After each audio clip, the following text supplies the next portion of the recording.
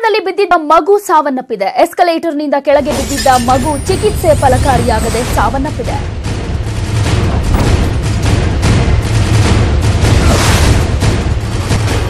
ಎಸ್ಕಲೇಟರ್ನಿಂದ ಕೆಳಗೆ ಬಿದ್ದಿದ್ದಂತ ಮಗು ಚಿಕಿತ್ಸೆ ಫಲಕಾರಿಯಾಗದೆ ಸಾವನ್ನಪ್ಪಿದೆ. ನಿನ್ನೆ ಎಸ್ಕಲೇಟರ್ನಿಂದ ಈ ಮಗು ಬಿದ್ದಿತ್ತು. ಹಾಸಿನಿ ಅನ್ನುವಂತಹ 1.5 ವರ್ಷದ ಮಗು ಕೊನೆಯುಸಿರೆಳೆದಿದೆ. ನಿನ್ನೆ ರಾತ್ರಿ ಎಸ್ಕಲೇಟರ್ನಿಂದ ಹಾಸಿನಿ ಅನ್ನುವಂತಹ ಮಗು ಬಿದ್ದಿತ್ತು. ಕೆಳಕ್ಕೆ ಬಿದ್ದಿದ್ದಂತ ಮಗು ತೀವ್ರವಾಗಿ ಗಾಯಗೊಂಡಿತ್ತು. ಆದರೆ ಚಿಕಿತ್ಸೆ ಕೊಟ್ಟರೂ ಕೂಡ ಫಲಕಾರಿ ಆಗದೆ ಮಗು ಸಾವನ್ನಪ್ಪಿದೆ. ಶ್ರೀರಾಂಪುರ ಮೆಟ್ರೋ ಸ್ಟೇಷನ್ನಲ್ಲಿ ಈ ಘಟನೆ ನಡೆದಿತ್ತು. ಅಜ್ಜಿಯೊಂದಿಗೆ ಮೆಟ್ರೋ ಸ್ಟೇಷನ್ನಲ್ಲಿ ಹೋಗ್ತಾ ಇರಬೇಕಾದ್ರೆ ಎಕ್ಸಲೇಟರ್ನಿಂದ ಮಗು ಕೆಳಗೆ ಬಿದ್ದಿತ್ತು. ತೀವ್ರವಾಗಿ ಪೆಟ್ಟಾಗಿತ್ತು.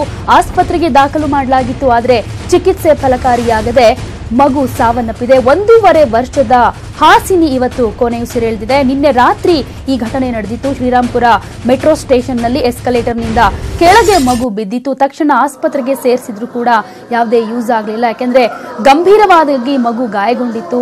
ಚಿಕಿತ್ಸೆ ಫಲಕಾರಿಯಾಗದೆ 1.5 ವರ್ಷದ ಹಾಸಿನಿ ಕೊನೆಯುಸಿರೆಳೆದಿದೆ.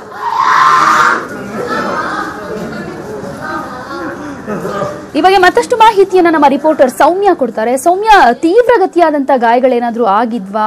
ಏನ್ ಹೇಳ್ತಾರೆ ಡಾಕ್ಟರ್ಸ್? ಮನೆಯವರು ಏನ್ ಹೇಳ್ತಿದ್ದಾರೆ ಹಾಸಿನಿ ಸಾವನ್ನಪ್ಪಿರೋದ್ರ ಬಗ್ಗೆ?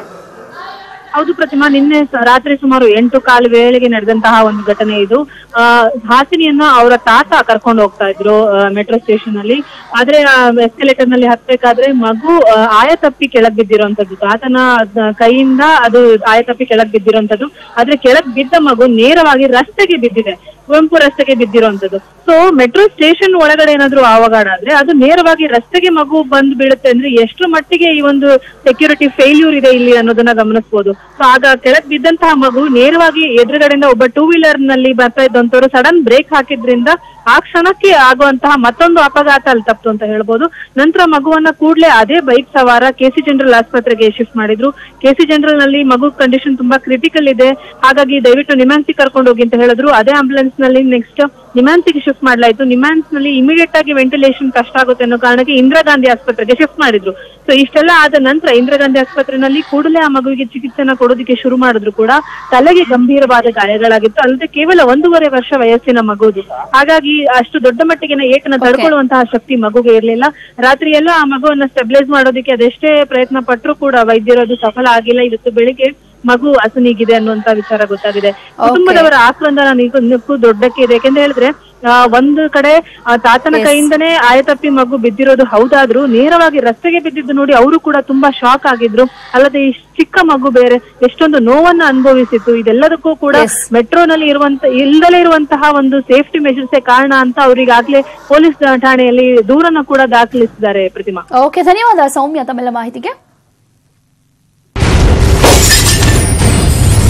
ಮೆಟ್ರೋ ಎಸ್ಕಲೇಟರ್ನಿಂದ ಮಗು ಸಾವನ್ನಪ್ಪಿದೆ. ಬಿದ್ದಿದ್ರಿಂದ ಮೆಟ್ರೋ ಅಧಿಕಾರಿಗಳ ನಿರ್ಲಕ್ಷ್ಯದ ಆರೋಪ ಈಗ ಕೇಳಿ ಬರ್ತಾ ಇದೆ. ಮೆಟ್ರೋ ಅಧಿಕಾರಿಗಳ ವಿರುದ್ಧ ಈಗ ಎಫ್ಐಆರ್ ದಾಖಲಾಗಿದೆ.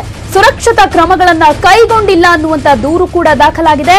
ಬಾಲಕಿ ತಾತನ ದೂರಿನ ಮೇರೆಗೆ ಕೇಸ್ ದಾಖಲಾಗಿದೆ. ಸುಬ್ರಹ್ಮಣ್ಯ ನಗರ ಪೊಲೀಸ್ ಠಾಣೆಯಲ್ಲಿ ಈ ಪ್ರಕರಣ ದಾಖಲಾಗಿದೆ. ಮೆಟ್ರೋ ಎಸ್ಕಲೇಟರ್ನಿಂದ 1.5 ವರ್ಷದ ಹಾಸಿನಿ ಬಿದ್ದು ಸಾವನ್ನಪ್ಪಿದ್ದು. ಈಗ ಮೆಟ್ರೋ ಅಧಿಕಾರಿಗಳ ವಿರುದ್ಧ ನಿರ್ಲಕ್ಷ್ಯದ ಆರೋಪ ಕೇಳಿ ಬಂದಿರೋದ್ರಿಂದ ಈ ಅಧಿಕಾರಿಗಳ ವಿರುದ್ಧ ಎಫ್ಐಆರ್ ದಾಖಲು ಮಾಡಲಾಗಿದೆ.